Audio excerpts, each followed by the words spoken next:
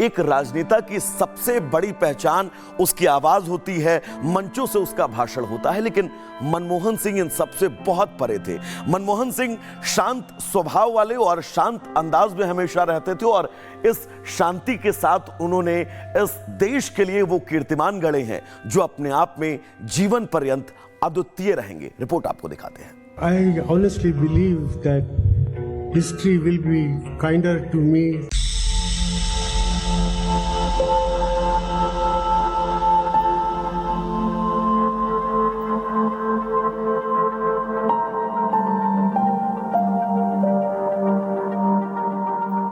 हिंदुस्तान में आर्थिक सुधारों के सबसे बड़े शिल्पकारों में से एक डॉक्टर मनमोहन सिंह ने दुनिया को अलविदा कह दिया, मगर उनके शानदार काम, जबरदस्त करियर और जोरदार नीतियों ने भारत की आर्थिक सेहत को हमेशा मजबूती दी। सलाहकार से लेकर देश के प्रधानमंत्री के तौर पर उनके शब्द भले ही कम बोले हों, मगर उनका काम हमेशा बोलता रहा। सियासत के सर्वोच्च पद पर पहुंचकर भी डॉक्टर साहब हमेशा गैर सियासी शख्सियत की तरह रहे और पूरा जीवन राष्ट्र के निर्माण और उसके विकास को समर्पित कर दिया। पूर्व पीएम डॉक्टर मनमोहन सिंह का निधन भारत माता के एक सच्चे सपूत को खोने जैसा है। तभी तो देश भर के दिग्गजों ने उनके योगदान को याद किया और उन्हें श्रद्धांजलि अर्पित की। प्रधानमंत्री पद पर 10 साल जिन्होंने बहुत अच्छा काम किया था, वो डॉक्टर मनमोहन सिंह जी, जिनका एम्स अस्पताल में निधन हो गया है। डॉक्टर मनमोहन सिंह जी को मैं हार्दिक आदरांजलि अर्पित करता हूँ। राजनीति में ईमानदारी क्या होती, कोई उनसे सीखे। मैंने उनसे जैसा ईमानदार व्यक्ति नहीं देखा। सच में डॉक्टर मनमोहन सिंह के योगदान को हम भुला नहीं सकते। I think it's a huge loss for the country. Doctor Manmohan Singh ji के निधन पर बहुत ही अफसोस हुआ। मेरे ख्याल में देश के पहले प्रधानमंत्री थे जो इकोनॉमिस्ट, उनको कभी भुलाया नहीं जा सकता। भारत ही नहीं, दुनिया उनकी काबिलियत की कायल है। सबसे ज्यादा उनके काम का डंका तब बजा जब वो भारत के वित्त मंत्री बने और नरसिम्हा राव सरकार के दौरान उन्होंने देश की बंद अर्थव्यवस्था को खोल दिया, जिसे आर्थिक उदारीकरण का दौर कहा जाता है। विदेशी निवेश और उदारीकरण के दम पर भारत की आर्थिक सेहत सुधारने में उनका बहुत बड़ा योगदान है।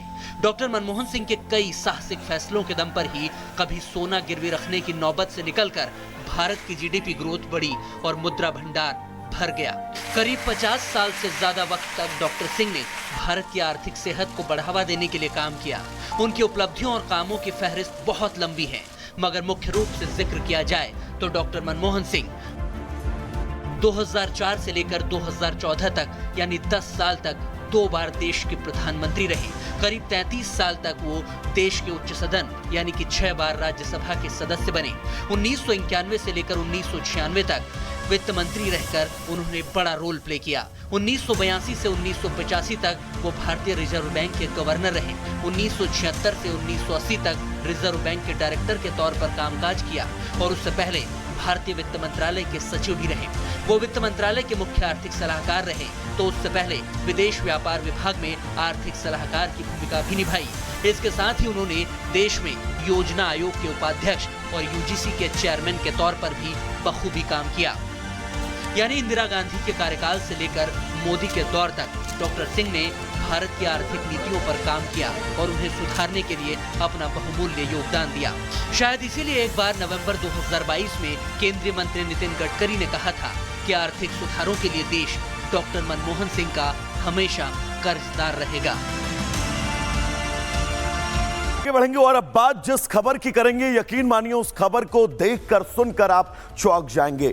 मेरे ठीक पीछे ये चमचमाती हुई BMW कार आपको नजर आ रही होगी और ये कार इस शख्स की है। दरअसल महाराष्ट्र का रहने वाला ये शख्स, जिसकी सैलरी मात्र 13,000 रुपए महीने की थी, लेकिन इस शख्स के जो शौक थे वो करोड़ों के थे और कैसे इसने अपने इस शौक को अंजाम देने के लिए बड़ी ठगी को अपना सबसे बड़ा हथियार बनाया, इस रिपोर्ट के जरिए आपको बताते हैं।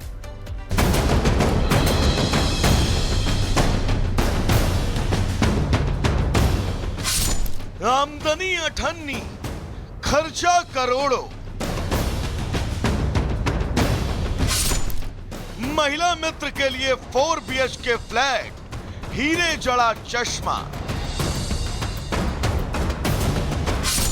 BMW वाले 13,000 से मिलिए। दर्शकों, कल्पना करिए, आप किसी विभाग में कॉन्ट्रैक्ट के कर्मचारी हो, लेकिन आप BMW से दफ्तर पहुंचे। कल्पना कीजिए, आप अपनी गर्लफ्रेंड को एक पॉश इलाके में 4 BHK फ्लैट गिफ्ट कर दें। थोड़ा कल्पनाओं के घोड़े को और तेज दौड़ाइए और सोचिए कि आपका उठना बैठना, खाना पीना, आपकी सामान्य दिनचर्या एक करोड़पति जैसी हो जाए। वो भी तब जब आपकी महीने की तनख्वाह महज 13,000 रुपए हो। 13,000 यानी साल का 1,56,000। 10 साल की कमाई बिना खर्च किए अगर जोड़ें तो 15,60,000, जिसमें कितनी BMW आप खरीद सकते हैं, आप खुद कल्पना करिएगा। लेकिन महाराष्ट्र के संभाजीनगर के रहने वाले हर्षल ने ऐसा ही कारनामा किया है। दरअसल महाराष्ट्र में छत्रपति संभाजीनगर के डिवीजन स्पोर्ट्स कॉम्प्लेक्स में 21 करोड़ 59 लाख रुपए का घोटाला सामने आया। इस घोटाले की जानकारी सामने आने के बाद हर कोई हैरान था। इस स्पोर्ट्स कॉम्प्लेक्स के कॉन्ट्रैक्ट कर्मचारी ने करोड़ों की धांधली करके BMW कार और बाइक खरीदी। साथ ही आरोपी ने अपनी गर्लफ्रेंड को 4 BHK फ्लैट गिफ्ट किया। आरोपी ने अपने साथी के साथ मिलकर स्पोर्ट्स कॉम्प्लेक्स से इंटरनेट बैंकिंग के जरिए यह हेरफेर की है। बताया जा रहा है कि आरोपी कर्मचारी हर्षल कुमार कॉन्ट्रैक्ट पर कंप्यूटर ऑपरेटर का काम करता था और उसकी सैलरी महज 13,000 रुपए थी।